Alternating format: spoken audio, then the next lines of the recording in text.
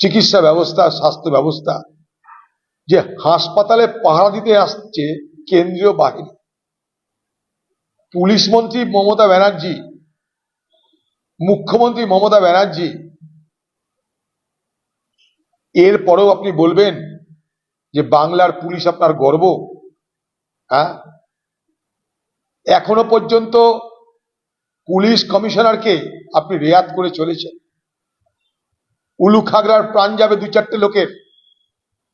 কোথাকার assistant commissioner, কোথাকার ASI কে আপনি বলির বকরা করবেন, কিন্তু তাদের কি ক্ষমতা আছে যে ঊর্ধ্বতন কর্তৃপক্ষের আদেশকে উপেক্ষা করে যা খুশি তাই করবার? যারা ভাঙচুর করেছে তাদেরকে সহযোগিতা করবার, মদত করবার ক্ষমতা কি তাদের আছে?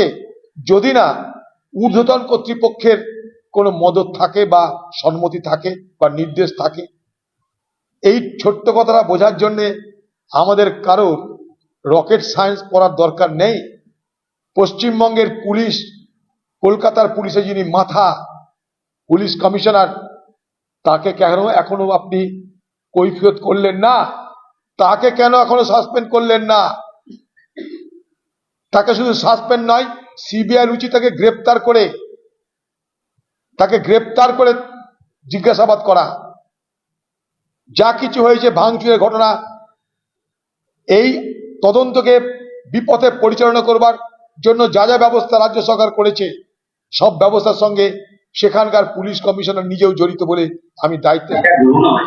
দেখুন, পশ্চিমবঙ্গের সরকারের পক্ষ থেকে, পশ্চিমবঙ্গের স্বাস্থ্য দপ্তরের পক্ষ থেকে এই সমস্ত অপরাধীদের, দুর্নীতিগ্রস্ত ব্যক্তিদের যে সরাসরি মদত করা হয়, তার প্রমাণ এইটাই যে সেখানকার ডেপুটি সুপার মিস্টার আলী, সে হিম্মত করে একবার নয় বারবার রক্তচক্ষুকে উপেক্ষা করে, ভয় ভীতিকে উপেক্ষা করে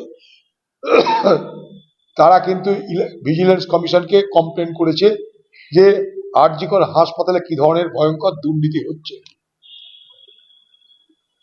কিন্তু আর.জি. কর হাসপাতালের দুর্নীতি সম্পর্কে জানার পরেও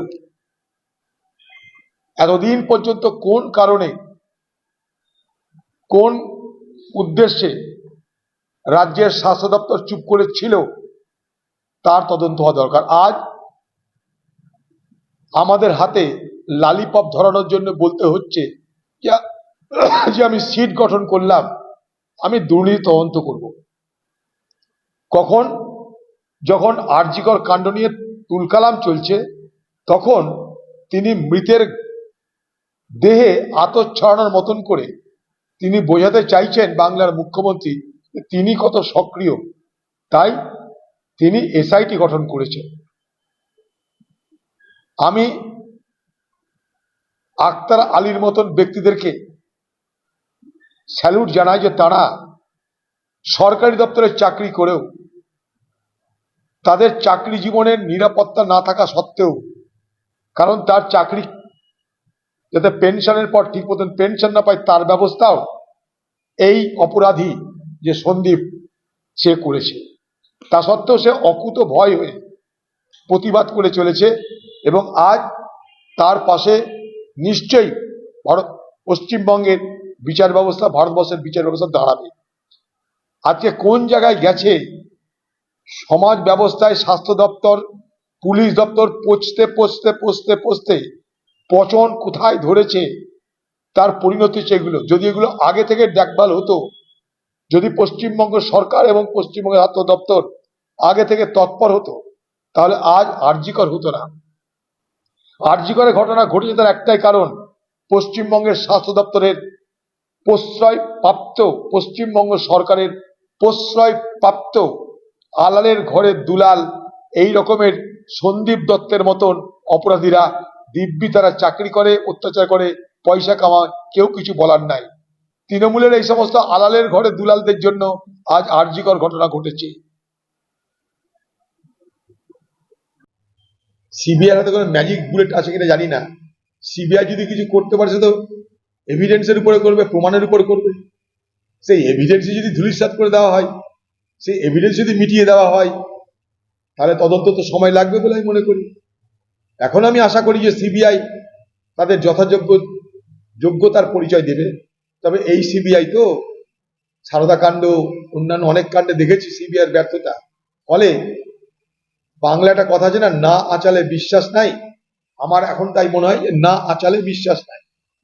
কারণ সিবিআই ম্যাজিক বুলেট নয়, তদন্ত করবে। তদন্তের ভিত্তি কি হবে? গোটা রাজ্য তাদের বিরুদ্ধে, গোটা প্রশাসন তাদের বিরুদ্ধে। তার তো জাদুকর যে নয়, মনে করলে সব করে দিলেও সময় লাগতে পারে। আমার বক্তব্য একটাই, সময় লাগুক। সময়ের জন্য আমাদের আফসোস নেই, কিন্তু সময় লাগলেও তা যেন যে দায়িত্ব নিয়ে এসেছেন সিবিআই অফিসাররা, তারা যেন প্রকৃতপক্ষে দোষীদের অন্বেষণ করে খুঁজে বার করতে পারে এবং শাস্তির ব্যবস্থা করতে পারে। সেটাই এ বাংলার মানুষের দাবি। আবার বলছি, সিবিআই এর তৎপরতা নিয়ে, সিবিআই এর বিশ্বাসযোগ্যতা নিয়ে যখন প্রশ্ন উঠছে, তখন নিশ্চয়ই তাদের বিশ্বাসযোগ্যতাকে প্রমাণ করার দায়িত্ব আরো বেড়ে যাচ্ছে। কিন্তু পিছনে হাইকোর্ট আছে, পিছনে কোর্ট আছে, বিচার ব্যবস্থা আছে। হাইকোর্ট থেকে সুপ্রিম কোর্টে চলে গেছে, কিন্তু ক্রিমিনাল পার্টটা তো হাইকোর্টে আছে। সুপ্রিম কোর্টে তো সিস্টেম নিয়ে কথা বলবে, কিন্তু ক্রিমিনাল পার্টটা তো হাইকোর্টের হাতে। সেই হাইকোর্ট যখন তদন্তে নির্দেশ দিয়েছিল, তখন হাইকোর্টকে উপর ভরসা রাখুন, আমরা রাখবো। এবং হাইকোর্ট যতক্ষণ আছে, বিচার ব্যবস্থা যতক্ষণ আছে তদন্তের পিছনে, ততক্ষণ বিচার ব্যবস্থার উপরে ভরসা রাখবো। তাতে অপেক্ষা করতে হলে অপেক্ষা করতে হবে।